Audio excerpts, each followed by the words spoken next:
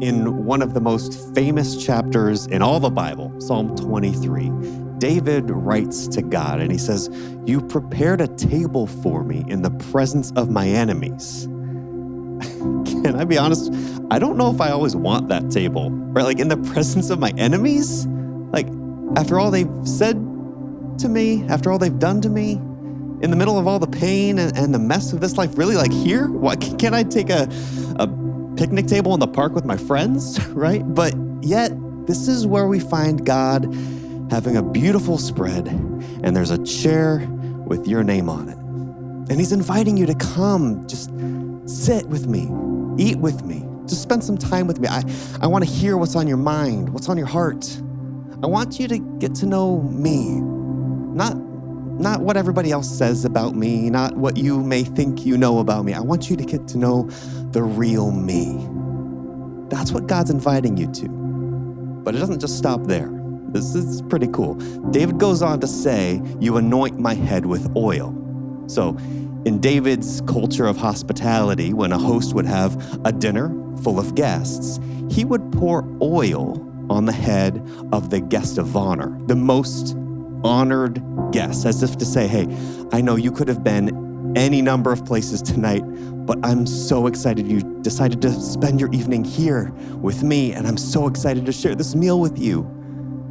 Can you believe you are God's honored guest? Isn't that crazy? Honored guest. God doesn't have to honor anybody. He's God. But yet, he looks at you, even approaching the table, and he's like, yes, I'm so excited to spend this time with you. I know you could have been any number of places here tonight, but you decided to spend this time with me. Thanks so much for spending this time. I'm so excited to have this meal with you. But it goes on. This is really cool. David says, "My cup overflows." He's looking at this whole spread in the presence of God, at God's table, and God is pouring his cup to overflowing. This means in David's day, when a host would have guests over for dinner, he would throughout the night keep their cups full. And this meant, let's keep talking, let's keep having a great time. But as it got later and the night went on, he would just stop pouring. And that would mean, hey, hint, hint, guests, maybe it's time to kind of wrap it up and call it a night and head to bed. Not in like a rude way, it was just their understanding.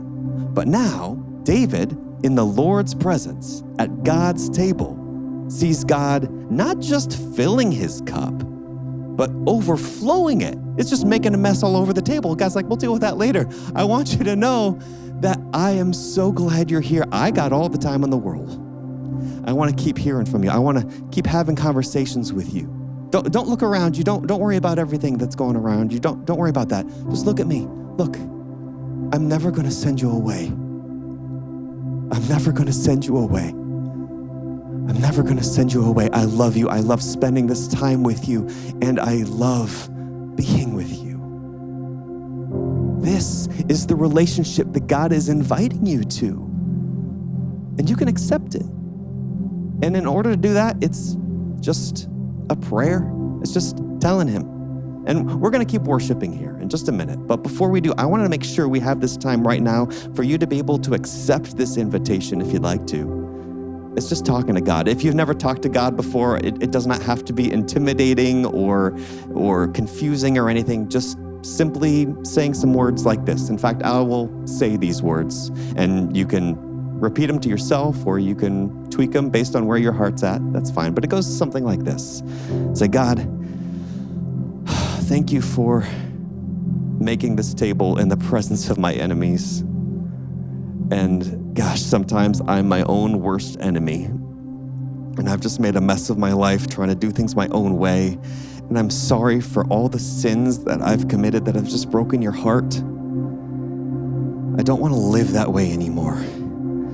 Please forgive me, and please show me how I can live like Jesus in a way that pleases you.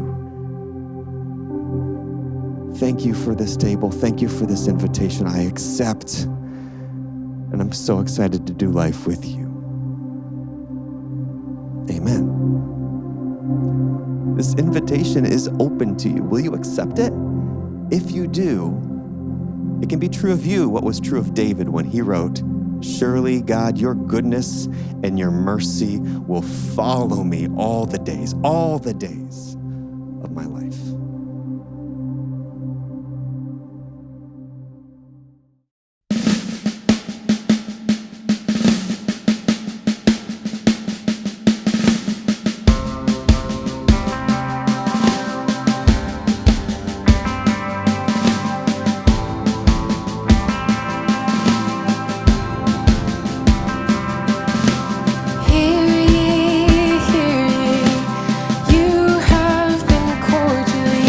Invited to come boldly to the throne. The King has been waiting, and you have been searching, my beloved.